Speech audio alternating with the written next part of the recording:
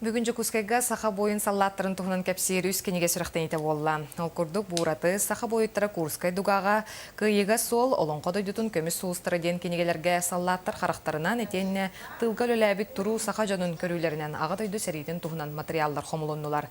Аптардарынан историк архивист, историческая наука кандидата Александр Калашников, онна авиация бочотта үлхеті Иван Нинген біле болалар. Булахан үлі сұрылдутығар национальный архив бүттүүні көмілісті. Манна күйі сылларын арылыбаққа қалбыт саңа чақчыларын туғылуыр сәдәқ документар керділер.